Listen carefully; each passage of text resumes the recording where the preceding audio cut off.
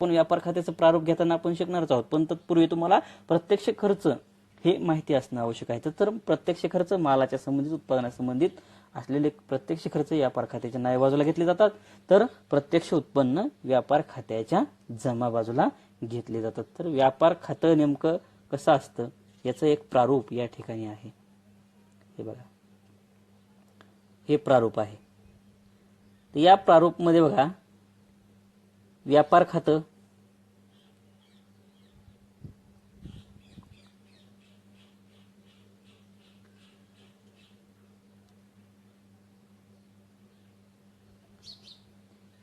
Dash dash रोजी संपणाऱ्या वर्षाकरिता. सगळ्यात पहिल्यांदा दिले काय दिले बघा, प्रारंभन स्कंद. काय दिले? प्रारंभन स्कंद व्यापार खात्याच्या नावे बाजूला. दोन बाजू आहेत, एक नावे आणि दुसरी जमा.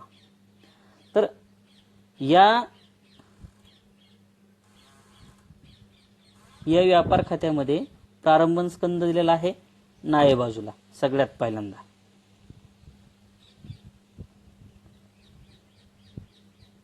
त्यानंतर खरेदी.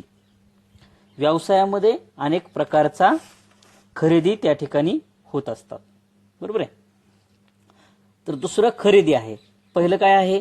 प्रारंभन स्कंद. प्रारंभन स्कंद म्हणजे नेमकं काय? तर वर्षाच्या सुरुवातीचा मालसाठा, त्याला आपण ओपनिंग स्टॉक म्हणतो. ओपनिंग स्टॉक मागील वर्षाचा संवरण स्कंद अर्थात हा प्रारंभ स्कंद असतो. एवढं लक्षात ठेवा की पाठीमागच्या वर्षातला हा काय आहे? संवरण स्कंद आहे. मात्र या वर्षी मात्र तो कसा असतो? प्रारंभन स्कंद असतो. तो आपल्याकडचा शिल्लक मालसाठा त्या ठिकाणचा असतो. हा व्यापार खात्याच्या नावे बाजूला आपल्याला दर्शवायचा आहे. आपण इथे जसं दर्शवलं आहे. दुसरं आहे खरेदी, क्रय, परचेसेस इंग्लिशमध्ये. खरेदी हा सगळ्यात महत्वाचा खर्च आपल्याला त्या ठिकाणी सांगता येईल. तर यामध्ये रोखीने आणि उधारीने खरेदी केलेल्या मालाचा समावेश हा होत असतो. यामध्ये काही वेळेस विभिन्न कारणामुळे काही माल नापसंत ठरतो आणि तो पुरवठादारांना परत करण्यात येतो. अशा वेळेस अशा परत करण्यात आलेल्या मालाला खरेदी परत असं म्हणतात. म्हणजे जसं की खरेदी परत खाली दिले बघा, आणि म्हणून असा परत केलेला माल या खरेदीतून वजा केला जातो, म्हणून इथं वजा पण केलंय हे बघा. तर प्रत्यक्ष खरेदी आणि खरेदीमधून खरेदी परत वजा, आणि आउटर कॉलमला त्याची ती किंमत त्या ठिकाणी लिहिली गेलेली आहे. म्हणजे अशा परत करण्यात आलेल्या मालाची सुद्धा वजा त्या ठिकाणी, त्याला आपण काय काय म्हणतो? खरेदी परत एक म्हणतो, निर्गत प्रत्यय असं हे म्हटलं जातं, आणि त्याला आपण किंवा क्रय प्रत्यय. अशा वेळेस असा परत करण्यात आलेला माल खरेदीतून त्या ठिकाणी वजा हा केला. त्यानंतर काय आहे? मजुरी. मजुरी कुठे बघा? खाली आहे बघा इथं. आता हे मजुरी, तर मजुरीचे दोन प्रकार पडतात. किती पडतात? दोन प्रकार. आता एक म्हणजे उत्पादक मजुरी, आणि जी कामगारांना त्यांनी केलेल्या उत्पादन कार्यासाठी दिली जाते आणि ती व्यापार खात्यामध्ये नावे केली जाते. आणि दुसरा प्रकार कोणता आहे की म्हणजे अनुत्पादक मजुरी होय, की जी कामगारांना किंवा सहाय्यकांना जे प्रत्यक्षपणे उत्पादन कार्यात गुंतलेले असतात किंवा नसतात अशांना दिली जाते. आणि उत्पादक मजुरी नफा किंवा तोटा खात्यामध्ये दिली जाते. परंतु आता इथं वेजेस दिलेला आहे किंवा आपण मजुरी दिलेली आहे, तर ही मजुरी ही मालाच्या संबंधी आहे, उत्पादनाच्या संबंधी असणारा खर्च आहे. म्हणजे प्रत्यक्ष कामगार त्या ठिकाणी काम करत असतात, वस्तू उत्पादन करत असताना जे प्रत्यक्ष काम त्या ठिकाणी करणारे मजूर असतात, अशांना दिलेली मजुरी ही उत्पादक मजुरी म्हणून मानली जाते, आणि म्हणून तिला आपण व्यापार खात्याच्या नावे बाजूला घेतलेला आहे. आता यामध्ये खरेदीवरील वाहतूक खर्च, वाहनावर भाडे हा सगळा त्यामध्ये येत असतात. हे नंबर 3 ला आपण इथे घेतलेला आहे.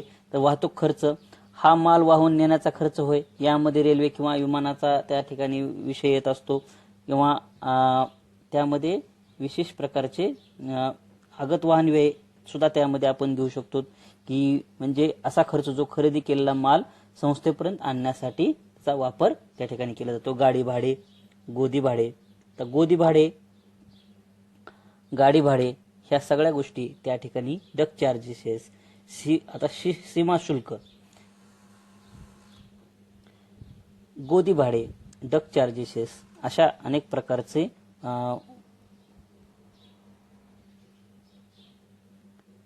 हे तिन्ही म्हणजे गोदी भाडे, सीमा शुल्क हे काय आहे तर ज्यावेळेस अन्य देशातून माल खरेदी करून आपल्या देशामध्ये आणला जातो तेव्हा संस्थेला सीमा शुल्क आणि गोदी शुल्क हे द्यावे लागतात.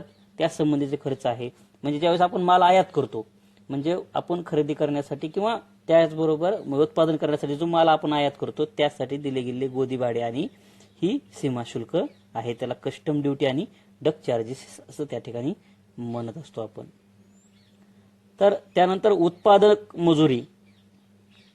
आता ही उत्पादक मजुरी यामध्ये मी मगाशीच सांगितलं तुम्हाला, उत्पादक मजुरी जी कामगारांना त्यांनी केलेल्या उत्पादन कार्यासाठी दिली जाते त्यावेळेस आपल्याला त्याचा विचार त्या ठिकाणी केलेला असतो. त्यानंतर मजुरी आणि वेतन. आता इथे या ठिकाणी अगोदर मजुरी हा शब्द आलेला आहे, मजुरी आणि वेतन, परंतु यामध्ये वेतन हा शब्द आहे. वेतन म्हणजे पगार. पगार सुद्धा आपण अप्रत्यक्ष खर्च मानला जातो पगार. मात्र या ठिकाणी जर पहिल्यांदा मजुरी असा शब्द आलेला असेल, मजुरी आणि वेतन, तर ते पद आपल्याला व्यापार खात्याच्या नाय बाजूला घ्यायचं आहे. जर अशा प्रकारे जर काही दृष्ट्या विषय आला असेल तर, असं नाव आलेलं असेल तर, मात्र मजुरी आणि पगार असं जर शब्द आलेला असेल, पहिल्यांदा जर सुरुवातीला मजुरी हा शब्द असेल तर आपल्याला ते पद किंवा ते घटक किंवा ते खातं आपल्याला व्यापार खात्याच्या नाय बाजूला त्या ठिकाणी घ्यायचं आहे. त्यानंतर आयात शुल्क आहे, इम्पोर्ट ड्युटी, आयात शुल्क. बघा, आयात शुल्क म्हणजे काय? ज्यावेळेस आपण माल आयात करतो, इम्पोर्ट करतो बाहेरच्या देशातून, अशा वेळेस दिला गेलेली ते काय आहे, ड्युटी आहे किंवा चार्जेस हे शुल्क आहे. तर बाहेरच्या देशातून ज्यावेळेस माल खरेदी केला जातो तर गव्हर्नमेंटला हे आयात शुल्क त्या ठिकाणी दिलं जातं. तर ती आयात शुल्क म्हणजेच जर व्यापार उत्पादन करण्यासाठी जर तो माल आणलेला असेल तर अशा वेळेस आपल्याला आयात शुल्क द्यावं लागतं आणि हे उत्पादनाशी मालाच्या संबंधित असणारा खर्च असल्यामुळं हा त्या ठिकाणी प्रत्यक्ष खर्च म्हणून व्यापार खात्याच्या नाय बाजूला घेतलेला आहे. त्याच्यानंतर आहे कोळसा, गॅस, पाणी. कोळसा, गॅस आणि पाणी. बघा, कोळसा सगळ्याला माहिती, दगडी कोळसा असेल, हा कोळसा, गॅस आणि पाणी हे व्यवसायासाठी फार महत्वाचे मानले जातात. आता हे व्यवसायात उत्पादन करण्यासाठी इंधन म्हणून याचा वापर केला जातो. तर या तिन्ही गोष्टी व्यवसायाला फार गरजेच्या आहेत आणि कोळसा हे व्यवसायासाठी फार महत्वाचं असतं. उत्पादन करण्यासाठी त्याचा वापर केला जातो म्हणून कोळसा असेल, गॅस असेल, पाणी असेल, त्याचबरोबर इंधन आणि तेल असेल, खाली दिले बघा इंधन, तेल. तर अशा इंधन, तेल हे सर्व प्रत्यक्ष खर्च मानले जातात, उत्पादनाच्या संबंधित असलेले खर्च असतात आणि म्हणून हे खर्च या ठिकाणी आपल्याला व्यापार खात्याच्या नाय बाजूला दिलेले आपल्याला दर्शवले. त्यानंतर अधिकार शुल्क. आता हे अधिकार शुल्क नेमकं काय आहे तर अधिकार शुल्क त्याला आपण रॉयल्टी म्हणतो. इंग्लिशमध्ये काय म्हणतात? रॉयल्टी. खाणीचा उपयोग करण्यासंबंधी हक्क मिळवण्यासाठी विशेष अधिकार, पेटंट त्या ठिकाणी घेतलं जातं, प्रकाशक अधिकार, कॉपीराईट घेतलं जातं. अशा वेळेस त्याला अधिकार शुल्क असं म्हटलं जातं. म्हणजे आपण वाळूची त्या ठिकाणी रॉयल्टी घेत असतो, हे की नाही, किंवा मुरमाची रॉयल्टी किंवा कोळशाची रॉयल्टी घेत असतो. मग अशा वेळेस असा प्रकारचा जो माल आहे त्याची रॉयल्टी घेणं फार गरजेचं आहे, त्याची माहिती, त्याचे शुल्क भरणं गरजेचं असतं आणि अशा प्रकारची रॉयल्टी किंवा अधिकार शुल्क त्या ठिकाणी असतात आणि हे प्रत्यक्ष उत्पादनाच्या किंवा मालाच्या संबंध असल्यामुळे त्याचं आपल्याला त्या ठिकाणी त्याचं व्यापार खात्यामध्येच त्याचं माहिती घेणं गरजेचं आहे. त्यानंतर प्राथमिक काय? सवेष्टन. प्राथमिक सवेष्टन शुल्क. प्राथमिक सवेष्टन शुल्क म्हणजे काय? सवेस्टन म्हणजे काय तर पॅकेजिंग, इंग्लिशमध्ये काय म्हणतात त्याला, पॅकेजिंग. तर हे पॅकेजिंग त्या ठिकाणी केलं जातं, प्राथमिक सुरुवातीचं पॅकेजिंग. मग ह्या सुरुवातीच्या पॅकेजिंगचा त्या खर्च हा त्या ठिकाणी असतो. म्हणजे माल त्या ठिकाणी तयार झाल्या पहिल्यांदा त्याच्यावर सवेष्टन केलं जातं. ह्याला प्रत्यक्ष खर्च मानून आपण तो व्यापार खात्याला नावे केलेला आहे. त्याच्यानंतर कारखाना प्रकाश व उष्णता. कारखान्यामध्ये जो प्रकाश उष्णता जी घेतलेली असेल, कारखान्यासंबंधी हा खर्च आहे आणि उत्पादनाच्या संबंधी हा खर्च आहे, म्हणून हा खर्च आपण त्या ठिकाणी व्यापार खात्याच्या नावे बाजूला घेतलेला आहे. कारखाना भाडे तसंच कारखान्याच्या संबंधी असणारा खर्च हा उत्पादनाच्या मालाच्या संबंधित असल्यामुळे खर्च आहे आणि हा व्यापार खात्यामध्ये नाव घेतलं. एवढं लक्षात ठेवा की व्यापार खात्यामध्ये की खरेदी, मालाची खरेदी, मालाचं उत्पादन, मालाची जी काही घटना या मालासंबंधी घडत असतात व्यवसायामध्ये, उत्पादन होईपर्यंत, वस्तू निर्माण होईपर्यंत तेवढा खर्च करणं म्हणजेच प्रत्यक्ष खर्च असतात आणि ते सर्व खर्च हे व्यापार खात्याला नावे केले जातात. मग कारखाना भाडे त्यातच आहे. कारखान्याचा विमा उतरवलेला असेल तर त्याचा विम्याचा हप्ता आपल्याला द्यावा लागतो आणि ते सुद्धा खर्च या ठिकाणी येत असतो.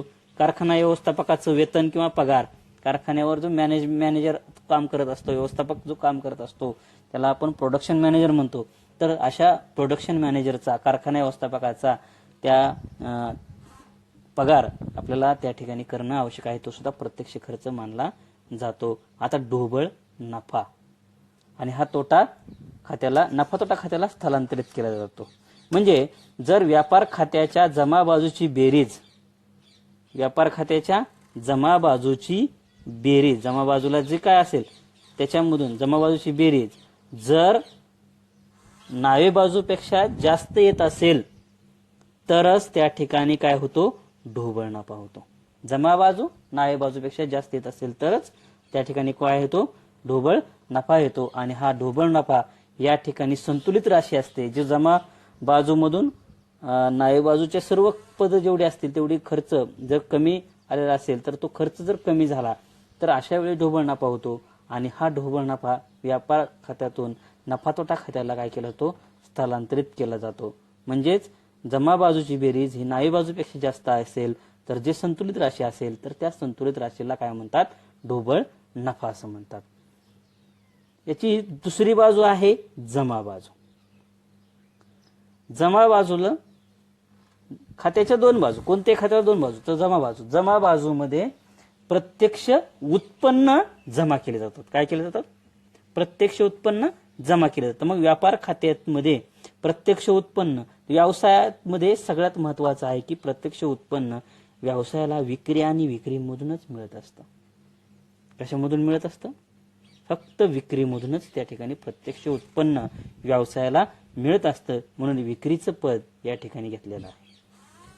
तर याच्यामध्ये सुद्धा तसंच आहे की जसं खरेदी आपण करत असतो, काही माल आपण परत पाठवतो, तसं दुसऱ्याला सुद्धा आपण विक्री केलेली असतात, तर दुसरे सुद्धा आपल्याला माल परत पाठवत असतात. काही खराब असेल किंवा काही त्याच्यामध्ये जर काही असतील त्रुटी तर ते सुद्धा त्या ठिकाणी घेतले जातात. आणि अशा वेळेस तो विक्रीमधून त्या ठिकाणी परत केला जातो, म्हणून विक्री परत. त्याला आपण चालू वर्षामध्ये रोखीने व उधारीने विकलेला मालाचा समावेश यामध्ये आहे. तर यामधून विक्री परतची रक्कम वजा करण्यात येते. त्याला विक्रीमधून सुद्धा त्या ठिकाणी वजा त्या ठिकाणी केलं जातं. तर त्याला आगत प्रत्यय असं सुद्धा आपण त्या ठिकाणी म्हणतो, आगत प्रत्यय. मग विक्री परत हे यातून वजा केलं जातं आणि अशा प्रकारे संतुलित राशी त्या ठिकाणी येत असते. त्याच्यानंतर आहे आगीमुळे जळालेला माल. व्यवसायामध्ये जर नुकसान झालं असेल काही आगीमुळे तर अशा वेळेस त्याचा त्या ठिकाणी नोंद करणं गरजेचं आहे. त्यानंतर चोरीमुळे गेलेला माल, व्यवसायातून माल जाणे, वस्तू आले नावे, वस्तू गेली जमा, व्यवसायातून वस्तू गेलेली आहे मग ती कोणत्याही कारणाने गेलेली असेल तर अशा वेळेस चोरीमुळे असेल किंवा अग्नीमुळे असेल तर अशा वेळेस सुद्धा त्याची नोंद, व्यवसायातून गेलेल्या मालाची नोंद आपण व्यापार खात्याच्या जमा बाजूला करत असतो. त्यानंतर नमुना म्हणून मोफत वाटलेला माल. आता याची नोंद आपल्याला या ठिकाणी करणं आवश्यक आहे. व्यवसायातून तो माल गेलेला आहे, मात्र बघा नमुना म्हणून माल गेलेला असल्यामुळे तो जाहिरातीसाठी गेलेला आहे. म्हणून ह्याची दुसरी नोंद सुद्धा आपण अप्रत्यक्ष खर्च मानून नफा तोटा खात्यामध्ये आपल्याला त्याची घ्यावं लागते. म्हणून म्हणून माल वाटप केला असेल तर त्याची पहिली नोंद इथं होते, तर दुसरी नोंद तिथं आपल्याला व्यापार तोटा खात्याला त्या ठिकाणी केली जाते. याची माहिती आपल्याला त्या 23 पत्रकाच्या खाली समायोजनेमध्ये दिलेली असते. त्यानंतर अपघातामुळे नुकसान झालेला माल हे सुद्धा या ठिकाणी लिहिणं गरजेचं आहे. नुकसानीचे खाते, तर जे नुकसानीचे खाते आहेत, जे खर्चाचे खाते आहेत, त्यांचा उल्लेख आपल्याला नफा तोटा खात्यामध्ये सुद्धा करणं गरजेचं असतं. म्हणून भागीदारांनी स्वतः वैयक्तिक उपयोगासाठी जर काही मालाची उचल केलेली असेल तर याची सुद्धा नोंद या ठिकाणी केली जाते. आणि उचल ही आपण त्याच्या भांडवल खात्यातून त्या ठिकाणी वजा आपल्याला करावी लागते. मात्र त्याची नोंद आपल्याला उचलमध्ये आपण भांडवल खात्यातून वजा करून आपण त्या ठिकाणी लिहिणार आहोत. त्यानंतर वर्षाअखेरचा शिल्लक मालसाठा, संवरणस्कंदला काय म्हणतात? Closing stock. तर क्लोजिंग जो स्टॉक आहे मालाचा जो वर्षाअखेरचा शिल्लक माल आहे तो सुद्धा या आपण व्यापार खात्याच्या जमा बाजूला घेणार आहोत, जेणेकरून व्यवसायाला आपल्याला ढोबळ तोटा किंवा ढोबळ नफा किती झालाय हे आपला प्रत्यक्ष त्या ठिकाणी आपल्याला पाहता येईल. म्हणून ढोबळ तोटा आणि नफा, त्यानंतर ढोबळ तोटा म्हणजे जर त्या ठिकाणी नावे बाजू ही जमा बाजूपेक्षा जास्त आलेली असेल, म्हणजे खर्च जास्त आले असतील, उत्पन्न कमी आले असतील, तर अशा वेळेस व्यवसायाला तोटा होतो. आणि म्हणून तो ढोबळ तोटा ही संतुलित राशी या ठिकाणी लिहिली जाते आणि ती नफा तोटा खात्याला स्थलांतरित त्या ठिकाणी केली जाते. अशा प्रकारे हे व्यापार खातं आहे. आणि ह्या व्यापार खात्याच्या दोन्ही बाजू त्या ठिकाणी सारख्या आणून ते खातं हे बंद केलं जातं.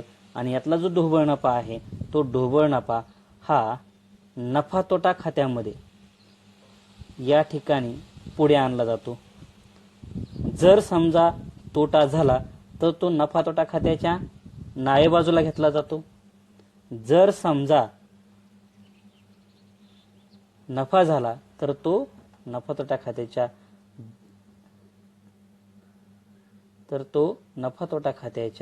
जमा बाजूला घेतला जातो. अशा प्रकारे हे व्यापार खातं आपल्याला आज संपलेलं आहे. तर व्यापार खात्यामध्ये जर तुम्हाला अजून काही अडचण येत असेल किंवा त्याच्याविषयी काही कुठल्या या प्रत्यक्ष खर्चामधील हे प्रारंभन स्कंदपासून ते ढोबळ नफ्यापर्यंत जेवढे काही पद असतील ह्या सर्व पदांबद्दल काही तुम्हाला जर काही अडचण असेल तर ही अडचण मला सांगा. या सगळ्याविषयी माहिती मला काही शेअर करा तुम्ही वाटलंच तर. याच्याविषयी तुम्हाला काय कळत नसेल, उत्पादक मजुरी कशाला म्हणायचं किंवा हे प्राथमिक सेमिस्टर शुल्क ह्याला प्रत्यक्ष खर्चच का म्हणायचं, अशा अनेक गोष्टी, अशा प्रश्न तुम्हाला जर पडत असतील तर ते प्रश्न तुम्हाला पडले असतील तर ते सुद्धा मला तुम्ही शेअर करू शकता. आणि या जमा बाजूला हे जे चोरीला गेलेला माल असेल, नमुना म्हणून मोफत माल वाटप केलेला असेल, ह्या सगळ्या गोष्टी का लिहिल्या जातात या गोष्टींचा विचार तुम्ही पण केला पाहिजे. आणि जर तुम्हाला याच्यातले काही गोष्टी तुम्हाला जर समजत नसतील तर त्या सुद्धा तुम्ही मला शेअर करून विचारू शकता. तर आजच्या लेसनमध्ये आपण व्यापार खातं कसं तयार केलं जातं, व्यापार खात्याचं प्रारूप आपण बघितलं.